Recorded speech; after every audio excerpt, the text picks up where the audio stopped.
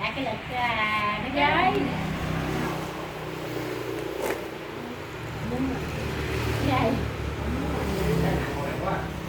Nhưng mà trái đó nó cũng chín thành nó cũng rẻ rồi. Đó là các phần trong nhà thôi. Làm gì làm chi?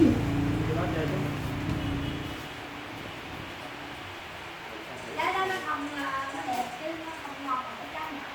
Không ngon hả? Đi này bởi vậy bây giờ có đi sửa trước luôn Cái nè. này 2 kg. Trái đã dẹp thì cô ra con dẹp con. Nó là trái chín ngon. Trái đó ngọt cùi nó trái nó chiều cùi nó một chút.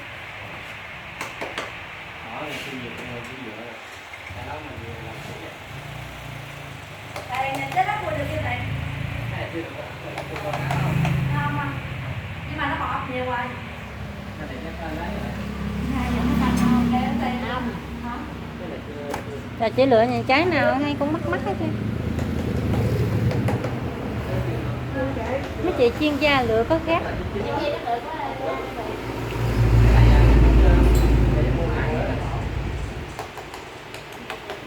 Ngày mai mới ăn á. Má nó cùi liền nó sống á. Thì trái đó nó cũng vậy thôi.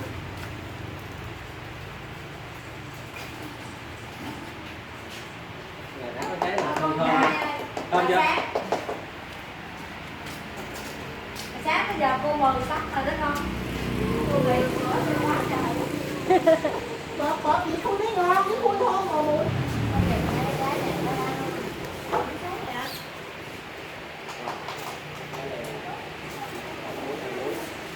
Cái này nó mỏng ra. Này 3 muối nè. Cái này mỏng không? Wow, thấy lép lép nhưng mà trong mỏng phải không? Lép không muối 3 muối nè. Nó tiền nè. Dễ. Ủa mình có thể nhìn sao mà sầu riêng nhỏ mỏng như vậy mình biết được không chị? Nó chỉ lắm. Cái này cũng bọt mới là Nó hoa bán lan. nó đâu có cầm nữa cái đầu Nó nó mỏng con ác nè. Đó.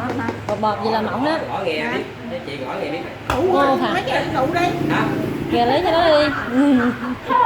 Này quá. Cái này ngon nè, vô mỏng giòn luôn á. Rồi. Rồi lấy luôn đi. Trái này với này trái nào mỏng hơn.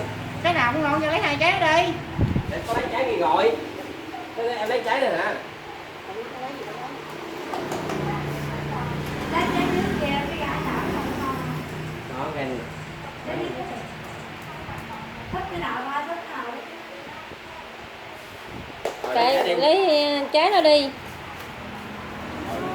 Lấy thêm trái nó đi. Nãy cô có mua rồi con. Bọt nha. Lấy cái này đi. Thử mỏng lắm.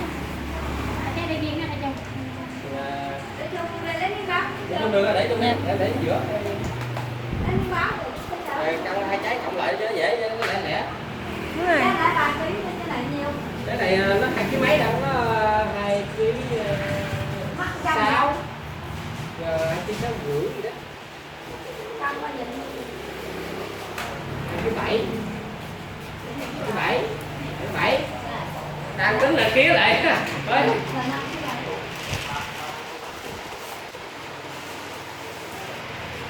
Đó cái trái này khui một cái là xỉu. Muối đầy đặn luôn. Còn nặng ký nó cỡ 4 3 kg. kg mấy 4 kg. Đó cái này là khui ra là xỉu liền. Muối là tròn luôn. Đúng rồi. Mấy trái chọn 5 hộp chỉ muối mới đã.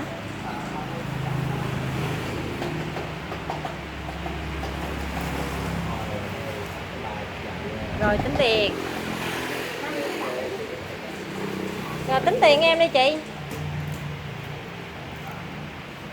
230. 280 285.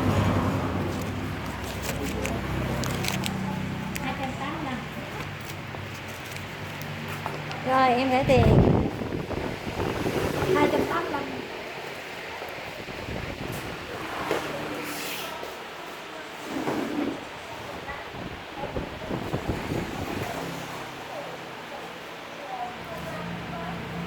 Cái này chiên bằng nó làm như cái giống nó quen cái gì đó là ngon như gì cái cây.